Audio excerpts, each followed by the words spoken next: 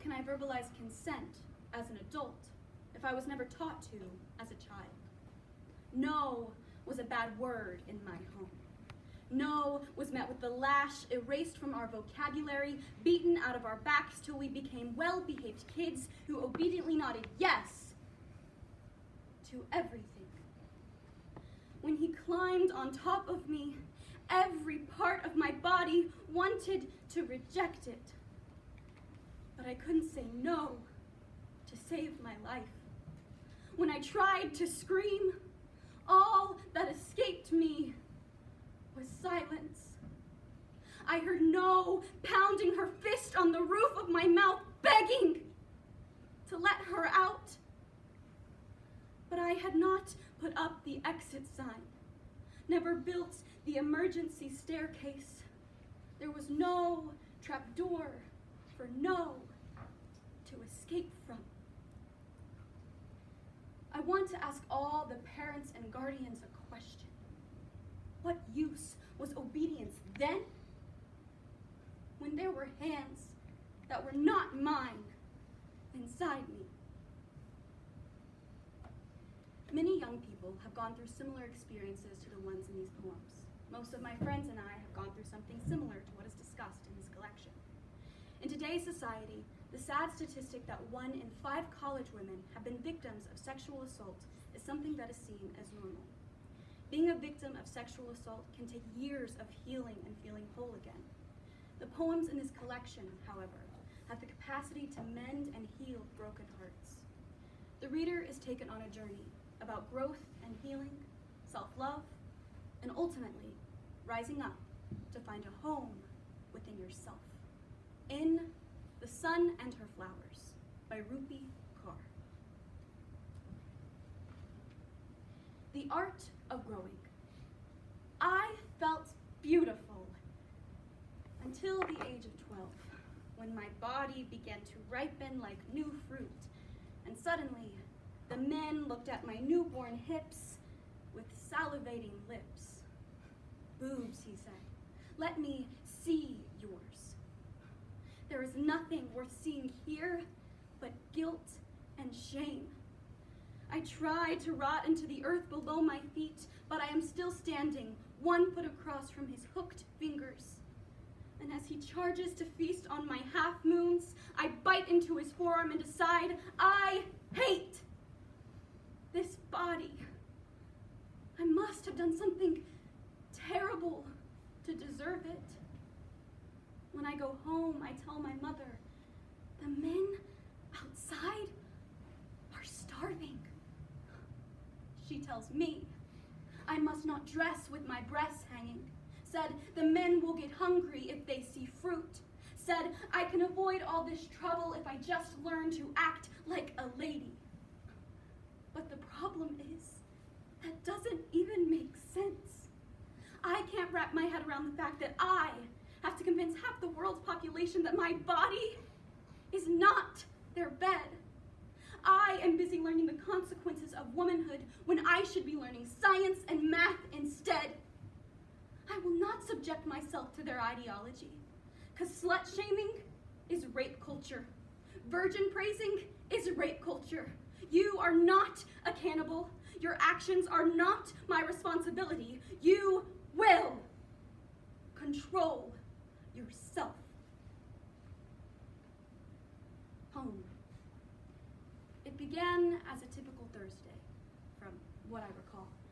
Sunlight kissed my eyelids good morning.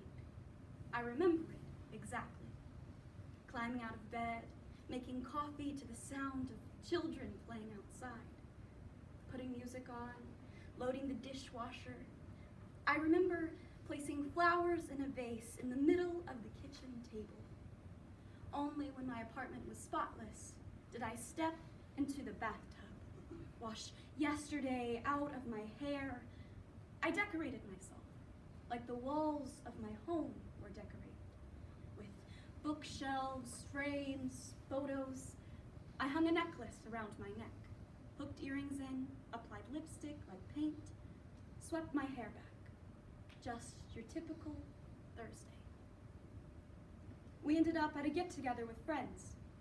At the end, you asked if I needed a ride home, and I said yes, because our dads worked at the same company and you'd been to my place for dinner many times. But I should have known. When you began to confuse kind conversation with flirtation, when you told me to let my hair down, when instead of driving me home toward the bright intersection of light and life, you took a left to the road that led nowhere. When I asked where we were going, you asked if I was afraid. My voice threw itself over the edge of my throat, landed at the bottom of my belly, and hid for months. All the different parts in me turned the lights off, shut the blinds, locked the doors, while I hid at the back of some upstairs closet of my mind as someone broke the windows. You kicked the front door in. You took everything. And then someone took me. It was you who dove into me with a fork and a knife, eyes glinting with starvation like you hadn't eaten in weeks. I was 110 pounds of fresh meat. You skinned and gutted with your fingers like you were scraping the inside of a cantaloupe clean. As I screamed for my mother, you nailed my wrist to the ground, turned my breast into bruised fruit. This home is empty now. No gas, no electricity, no running water. From head to foot, I am layered in dust. Fruit flies, webs, bugs. Someone call the plumber. My stomach's backed up. I've been vomiting since. Call the electrician. My eyes won't light up. Call the cleaners to wash me and hang me up to dry. When you broke into my home, it never felt like mine again. I can't even let a lover in without getting sick. Every lover who touches me feels like you. Their fingers, you, mouths, you, until they're not the ones on top of me anymore. It's you. And I am so tired of doing things your way. It isn't working. I've spent years trying to figure out how I could have stopped it. But the sun can't stop the storm from coming. The tree can't stop the axe. I can't blame myself for having a hole the size of your manhood in my chest anymore. It's too heavy to carry your guilt. I'm setting it down. I'm tired of decorating this place with your shame as if it belongs to me. It's too much to walk around with. The truth comes to me suddenly after years of rain. The truth comes like sunlight pouring through an open window. It takes a long time to get here, but it all comes full circle. It takes a broken person to come searching for meaning between my legs.